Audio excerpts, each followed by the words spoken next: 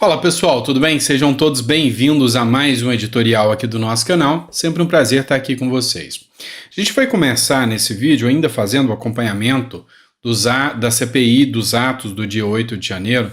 Uma fala do Nicolas Ferreira chamou a atenção e ela foi reproduzida pelo Pilhado, que tem um canal aqui nas redes sociais. Eu achei interessante que vocês analisassem essa fala do Nicolas Ferreira. Também uma reportagem mostra a ilegalidade da prisão de um autista que, em virtude dos atos do dia 8 de janeiro.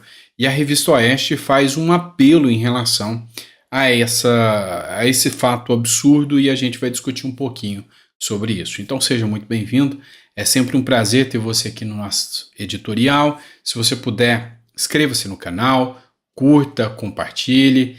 Eu tenho que fazer esse pedido e eu tenho que mendigar isso, senão o YouTube não entrega para mais pessoas. Então, faz isso pela gente. Tenho que te agradecer por me aceitar mais um dia na sua casa. Eu sei que não é uma tarefa fácil, eu sei que é árduo, ter que entender política, discutir sobre política, é exaustivo. Às vezes, para mim mesmo, gravar isso, eu sinto um certo peso, porque é um tema pesado. E você me recebe na sua casa para falar sobre isso, então eu tenho uma gratidão muito grande. E hora do almoço, né? Vamos lá. Que Deus te dê uma mesa farta, repleta de bênçãos e gratidão por tudo. Bora começar? Vamos lá? Vamos ver o que o Nicolas Ferreira falou.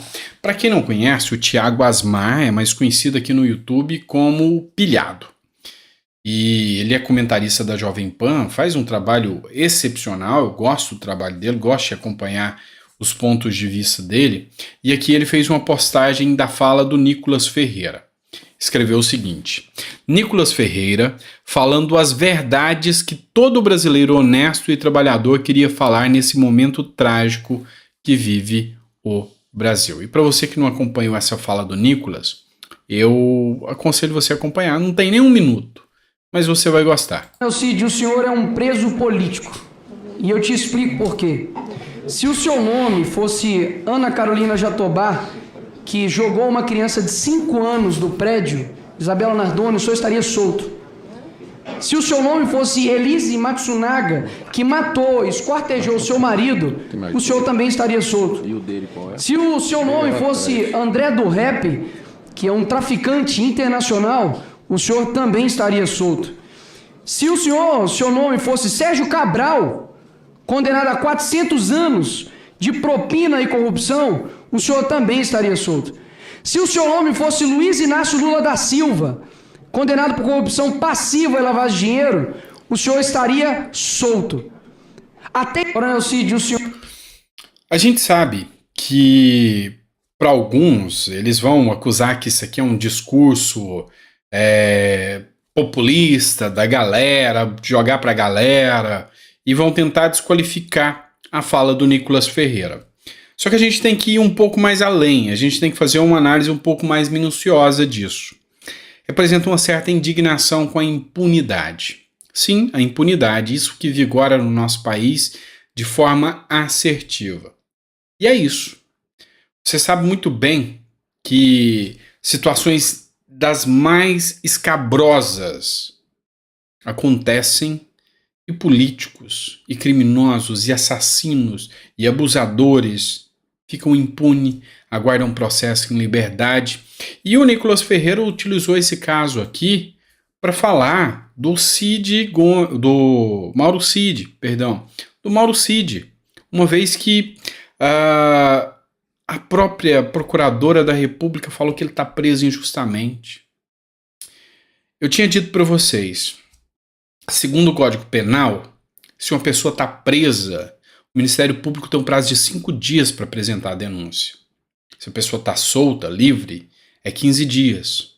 E até o momento, nem no caso do Coronel Naime e nem no caso do Mauro Cid, sequer as denúncias foram apresentadas. Eles não têm para onde recorrer. Então, assim, a gente precisa muito levantar esse assunto de forma mais séria.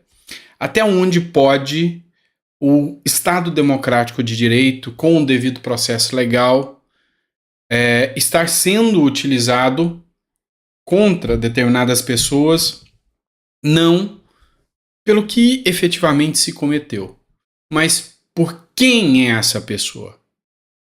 E isso é grave, porque dentro do nosso direito há impessoalidade. Se pune o fato, não a persona, a pessoa. Isso viola as regras da democracia. E está implícito aí na fala do Nicolas Ferreira. Mas a gente vai um pouco mais longe aqui. Vamos discutir um pouco mais. Um editorial da Revista Oeste. Jovem autista preso no 8 de janeiro faz apelo à justiça.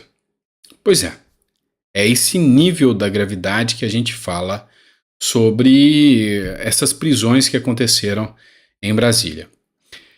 Revista Oeste. Sem consciência do porquê está preso na Papuda, em Brasília, e com saudades da família. Essa é a situação do catador de reciclados Jean de Brito da Silva, de 27 anos, detido durante os protestos de 8 de janeiro. Um laudo médico assinado pelo psiquiatra Moacir Toledo, que atende Silva desde pequeno, ou seja, é desde pequeno, não é de agora, constata que o jovem tem deficiência intelectual moderada e autismo. É inimputável, está preso, isso é criminoso. O diagnóstico é reforçado por um parecer do Eldwy Ribeiro, psiquiatra forense, e Elise Trindade, psicóloga. Silva chegou a Brasília depois de embarcar em um ônibus com manifestantes contrários a Lula. Seu objetivo era protestar contra o aborto. O comboio saiu de Juara, no interior do Mato Grosso, a pouco mais de 650 quilômetros do norte da capital do estado de Cuiabá. O jovem não comunicou aos seus pais, com quem vive desde pequeno, da viagem. A família, que já o procurava, tomou conhecimento do caso só após a prisão de Silva, pego pela polícia perto do Palácio do Planalto, enquanto tentava ajudar idosas que fugiam das bombas de efeito moral. Foi feito um requerimento e a toque de caixa, porque a base do governo, os governistas não queriam aprovar, para que fosse informado todos os idosos que estavam e que foram presos naquele dia. Foi feito um requerimento na CPI que todas as crianças que foram presas sejam informadas naquele dia. E um autista é considerado uma criança. Eu tenho uma filha autista. Eu imagino o baque, o que essa pessoa está sentindo. E não é alguém que tem uma invenção, não é uma narrativa, como eles gostam de fazer. É um fato. E aí, você é meu amigo de esquerda, você que é de esquerda, vai passar batido por isso? Vai falar que é só mais algo normal da democracia? Que essa pessoa é um terrorista, que uma criança autista ou que idosos de mais de 70 anos são terroristas graves, piores do que talvez alguns estados que o seu presidente defende? Pois é, então tanto quanto complicado, né? Vamos lá, vamos continuar a matéria aqui e falar de coisa importante. Bora lá. Essa aqui é a Caroline de Toni, deputada federal. Ela fez um requerimento para uma ministra do Lula. Olha só.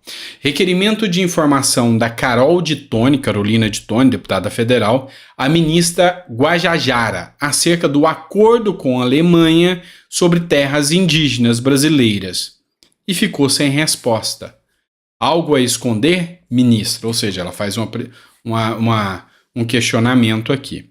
E aí ela escreve: os requerimentos de informação de minha autoria enviados à ministra dos povos indígenas, Sônia Guajajara, ficaram sem respostas. O prazo legal já escoou. O primeiro requerimento trata do projeto da cooperação Brasil-Alemanha para proteção e gestão sustentável das terras indígenas, cujos termos do acordo não têm acesso. Já no segundo, solicitamos explicações sobre o anúncio de novas demarcações de terras indígenas. Os prazos venceram em 3/5 e 6/7, respectivamente. Pedidos como esse não podem ficar sem resposta. É obrigação prestar esses esclarecimentos pois, conforme está escrito no parágrafo 2º do artigo 50 da Constituição Federal, a recusa ou não ao atendimento aos pedidos de informação no prazo de 30 dias implica um crime de responsabilidade. E sim, está claro e nítido no artigo 50 da Constituição. Não responder uma solicitação de um poder fiscalizador, que é a Câmara dos Deputados, é crime de responsabilidade. Mas esses crimes de responsabilidade serão apurados com a mesma veemência que o Flávio Dino põe a Polícia Federal contra falas do Eduardo Bolsonaro? Esses crimes de responsabilidade serão apurados com a mesma veemência que, inclusive, ministros do STF mandam aliados de Bolsonaro para a cadeia? Manda pessoas idosas, autistas, para de trás das grades? Talvez não, né? Talvez não. É bem provável que não, né? Vamos lá, pessoal. Tem mais conteúdo aqui para vocês, para a gente fazer uma análise agora mais minuciosa. É aqueles assuntos polêmicos que a gente entra. Discórdia dentro da direita, mas a gente precisa falar sobre isso. Vamos falar de Valdemar da Costa Neto, uma matéria que é uma verdadeira bomba atômica. Costa Neto. Lula é muito mais fácil de lidar que Bolsonaro. O presidente do partido do ex-presidente já integrou a base de Lula em mandatos anteriores e rasgou elogios ao petista em entrevista que aconteceu ontem, na terça-feira. Bora lá. O presidente nacional do Partido Liberal, Valdemar da Costa Neto, recordou conversa com Luiz Inácio Lula da Silva antes das eleições de 2022, essas que passaram agora, e classificou o petista como figura muito mais fácil de lidar do que o ex-presidente, seu correligionário Jair Bolsonaro. Em entrevista à Globo News, o líder partidário fez elogios a membros do atual governo federal, ou seja, elogiou o Guilherme Padilha. Costa Neto elogiou os 2 primeiros mandatos de Lula, dos quais ele e seu partido integraram a base governista. Para o presidente do PL, o petista adota um comportamento diferente na atual gestão, o que Valdemar avalia como um efeito da prisão em 2018 e 2019. Pois é, eu vou tecer comentários sobre isso aqui, mas eu vou expor a manifestação de um comentarista político, que é um jogo rápido aqui para você entender, que é o Daniel José, já foi até deputado, onde ele fala sobre essa reportagem. Preste atenção. E não está gostando muito do que foi dito, não. O que ele falou? Valdemar da Costa Neto é centrão. E olha só o que ele diz. A carta do Valdemar é um grande somebody love. Ele passa várias mensagens contraditórias. Ele passa o pano pro Centrão, justamente nesse trecho. Então ele justifica como algo razoável o deputado vender o voto dele pro governo para poder mandar emenda parlamentar para vereador, prefeito, que é por aí vai. Ele justifica isso, que eu acho que é inadmissível. Ele se mostra isentão com relação ao governo Lula. Sabe, essa história aí, é a história de quem não tem lado. Isso aí abre uma brecha para ele não se posicionar como oposição de fato. Essa carta. Vamos lá. Ele questiona aqui, Valdemar da Costa Neto é centrão, Valdemar da Costa Neto não se importa em vender o seu voto para pegar emenda para mandar para vereador. Sempre foi assim. Sempre foi centrão. Não tem novidade. Mas eu vou tecer um comentário sobre isso que eu preciso que você preste atenção. Outra matéria agora do Globo. Extrema-direita, no nosso entendimento, é o Hitler, diz Valdemar da Costa Neto. Presidente do PL, partido de Bolsonaro, diz que candidatos mais alinhados com a direita devem chegar ao partido na janela partidária. Ele acredita que 30 novos deputados vão chegar e ele disse o seguinte: não queremos a extrema-direita e nem o pessoal da direita para valer vai querer. A extrema-direita, no nosso entendimento, é o Hitler. Eles são de direita e o partido vai caminhar nesse sentido, aumentando a nossa base com esse pessoal. Ou seja, aqui o Valdemar da Costa Neto, ele argumenta que não é extrema-direita, ele rechaça o termo extrema-direita e diz, não, somos de direita. Extrema-direita são pessoas como Hitler. Nós não somos de extrema-direita, nós somos de direita. Precisamos fazer uma análise disso. É impressão minha ou você não entendeu que a mídia conseguiu ver o ponto fraco, mais fraco da direita, que é uma coisa chamada ego, uma coisa chamada extremismo. Como assim? Vou te explicar. Eu percebi, tanto na primeira quanto na segunda matéria que eu coloquei aqui, de que potencializa uma fala do Valdemar da Costa Neto para criar um racha em torno do Valdemar da Costa Neto, Bolsonaro e os apoiadores de Bolsonaro. Assim como deu certo com Tarcísio. E daqui para frente, você não vai ver mais matérias tentando queimar a imagem de Valdemar da Costa Neto, tentando queimar a imagem de Tarcísio ou de qualquer um que venha a ser de direita. Eles entenderam uma regra. Olha o que aconteceu. Vamos lá. Olha o que aconteceu com Frota. Olha o que aconteceu com a Joyce Hasselman. É só a gente jogar essa pessoa como traidora que a base Bolsonaro afasta.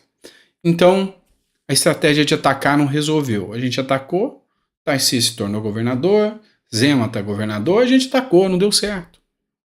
Mas, se jogarmos como traidores, a gente elimina os votos deles e o pessoal do bolsonarismo vai ficar sem ter para onde ir. É uma estratégia da esquerda. Ou não? Porque o Valdemar Costa Neto é centrão, você sempre soube. É novidade para alguém? Ele era da base do Lula nas gestões anteriores. É novidade para alguém? Não. Mas é simples. Comece a gerar atritos. Arte da guerra. Comece a gerar atritos. Cause a discórdia. E assim é fácil vencê-los. Então, só não entende quem não quer. As cartas estão na mesa. Correto?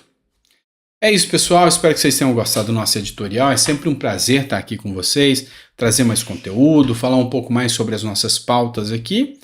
E, às vezes, sei lá, viajar um pouco na maionese, errar um pouquinho, acertar um pouquinho, mas enfim, vale tentar, né? E eu acho que nessa visão a gente consegue ir entendendo as regras do jogo aqui, as estratégias da esquerda, o que está rolando, o que não está rolando, o que está dando certo, o que não está dando certo, tudo isso é muito importante, tá bom? Grande abraço, fiquem com Deus e até o próximo editorial.